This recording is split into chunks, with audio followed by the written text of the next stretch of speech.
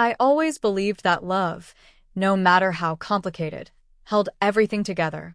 Our home wasn't perfect, but it had a rhythm, one shaped by my father's quiet strength and my stepmother's gentle routines.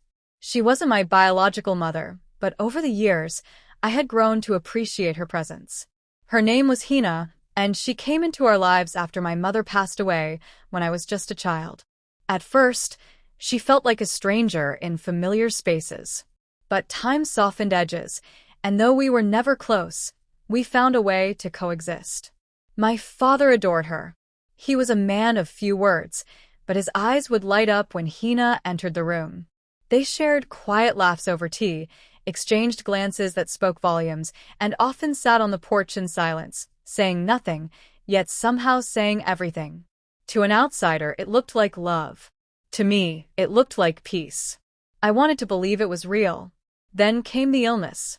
My father, once strong and composed, began to fade. At first it was fatigue, then hospital visits, then long silences filled with machines and prayers.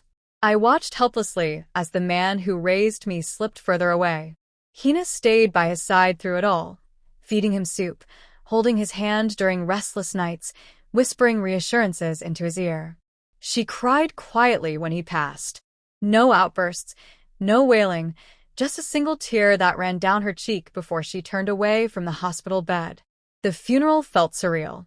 Neighbors came, offered their condolences, and left. I stood there in a fog, unsure how to breathe in a world without him. Hina stood beside me, dressed in white, her hands folded calmly in front of her. She seemed composed, perhaps too composed. I tried to convince myself that people grieve in different ways. Maybe this was hers. After the mourners were gone, and the house returned to stillness, I found myself alone in the hallway, staring at the photo of my father that hung beside the bookshelf. Everything in that house whispered his name. His slippers near the door, his cologne still faint in the air, his favorite chair untouched. Hina walked past me, brushing her fingers along the wall as if touching memories. She looked tired but not broken. In the weeks that followed, I noticed her detachment. She no longer lingered at the dinner table or listened to my wandering thoughts about grief. She drifted, silent and distracted, like someone waiting for something or someone. I thought it was part of her mourning. I never questioned it. But now, looking back, I realized that grief wasn't the only thing living in our house after my father died. Something else had quietly moved in. I just didn't see it yet. His name was Rafiq. He lived 2 houses down, a widower in his mid-50s with a calm voice and a polite smile. He had been part of the neighborhood long before I could remember, always offering a wave, sometimes helping fix a leaky tap or offering a hand during rainy season. My father used to say he was a good man, simple and dependable. After the funeral, Rafiq became a familiar presence again, but this time, it felt different. At first, it seemed harmless. He dropped by with warm food, said it wasn't right for Hina to cook while she was grieving. He helped sort out the legal paperwork my father had left behind, will documents, utility bills, insurance claims. I was thankful.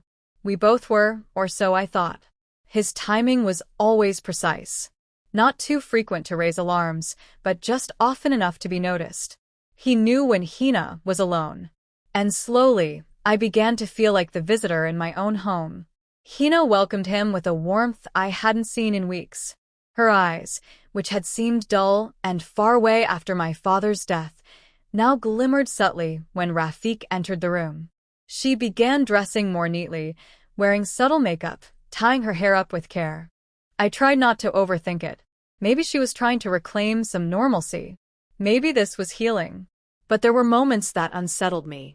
Like the night I walked into the kitchen and found them laughing over a cup of chai. Her laughter was soft, familiar, intimate. He touched her wrist gently as he made a joke, and though it lasted only a second, it stayed with me. I told myself I was being paranoid. After all, they were adults. Maybe just friends sharing a conversation. Still, something inside me couldn't sit still. I began noticing details I hadn't before. How she never asked me if I wanted to join them, how the teacups were always washed and dried before I returned, how Rafiq never stayed when I was home for long. I once came back early from the market to find the front door slightly open and their conversation abruptly halted when I stepped in. She smiled as if nothing had happened. I started staying out longer, unsure of what I was avoiding: grief, suspicion, or truth. I wanted to believe that I was misreading it all, that I was just a son who missed his father too much, projecting shadows onto innocent faces. But Hina's silence spoke volumes. She never mentioned Rafiq unless I brought him up. And when I did, she'd simply say, "He's helping, that's all," and walk away. In my gut, I felt something shift. The air was heavier. The house no longer felt like a place of mourning. It felt like a secret was being lived around me. It was a humid Friday night, the kind where the ceiling fan spins uselessly and sleep feels impossible. I had been tossing and turning in bed for hours, my thoughts like static, unsettled, unresolved. I finally gave in and got up to get a glass of water from the kitchen. As I walked down the hallway, something made me stop. A pair of brown leather sandals sat neatly near the front door. They weren't mine. They didn't belong to any guest I could recall. And they definitely weren't my father's. A sinking feeling took hold in my chest. I moved slowly, heart pounding louder with every step. The living room was dimly lit from the hallway light. Empty. Silent. But the guest room door, my father's old study, now closed tight, had a faint strip of yellow light underneath. I hadn't seen that door closed in weeks. Then came the whispering. Low, muffled voices, Hina's soft tone, and a deeper voice I couldn't fully recognize. But I didn't need to. I knew. I stood there frozen, the cold floor beneath my feet suddenly unbearable. My fingers curled tightly around the glass of water, but I didn't drink. I didn't knock. I didn't say a word. I just stood there, long enough for shame and heartbreak to replace the silence. Eventually, I turned back and went to my room. I lay in bed staring at the ceiling, the fan blades slicing the air like an old wound reopened. I didn't cry, not because it didn't hurt, but because the pain was too sharp for tears. Morning came quietly. Birds chirped outside, as if the world hadn't changed. But I had. I walked into the living room and saw the sandals were gone. Hina stood by the stove, cooking breakfast.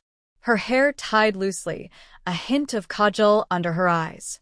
"Good morning," she said softly, not looking at me. I wanted to ask her why. I wanted to scream. But my words were stuck behind a wall of disbelief. Instead, I sat down at the table and watched her move through the kitchen like nothing had happened. Later that day, I asked carefully, "Did Mr. Rafiq stop by last night?" She paused just for a moment too long. "Yes," she said. "He dropped off some documents. Didn't want to wake you. That was all." No guilt. No explanation. Just a lie served with breakfast. That night confirmed what I had refused to see. Her grief had an exit plan. While I was still learning how to live without my father, she was learning how to replace him. And though no doors slammed, no voices were raised, everything between us changed. My trust fractured, not with fury, but with quiet devastation. The days that followed felt hollow, like walking through a house that no longer echoed your own footsteps. I stopped speaking much to Hina, not out of anger, but because I didn't know who she was anymore. She still performed the routines, cooked, cleaned, folded laundry, but now everything felt rehearsed, detached. There was no warmth in her voice, no shared silence that once offered comfort. Just a woman moving through space like nothing had happened, while I carried the weight of everything unspoken. She didn't ask why I had grown distant. Maybe she didn't want to know. Or maybe she already did. Rafiq's visits didn't stop, but they changed. He no longer came at night. Now he stopped by in broad daylight, walking in like someone who had earned his place. They spoke in hushed tones but didn't bother hiding it the way they used to. I wasn't a threat. I was just a silent observer, a reminder of a past they were gently erasing. One afternoon, I returned from the market and found Hina packing her things. She told me she had decided to move back to her sister's house in Lahore. Said she needed a change of environment. I didn't ask if Rafiq was going with her. I didn't ask if she ever truly loved my father. I didn't ask anything at all. We stood in the living room, Two people bound by loss and separated by betrayal. She looked at me one last time and said, "I hope you heal." I nodded, unsure what healing even looked like anymore. After she left, the house was quiet again, but in a different way. It was no longer filled with secrets or half-truths. Just memories. My father's laughter in the hallway. His old radio still tuned to the same station. His favorite mug untouched in the cabinet. These were the things I clung to. In time, I stopped asking why things unfolded the way they did. I realized that people grieve differently. Some find solace in connection, others in solitude. And some, like Hina, perhaps had already let go long before the rest of us were ready. I don't hate her. Not anymore. I've learned that betrayal doesn't always arrive as a storm. Sometimes, it comes quietly, in footsteps you didn't hear, in smiles that mean too much, in silence that lasts too long. But even that kind of pain teaches you something. It taught me how to let go without needing all the answers. I still miss my father. I still wish things had ended differently. But I've made peace with the pieces left behind. And maybe that's the truest kind of healing, learning to live with scars, without letting them define you.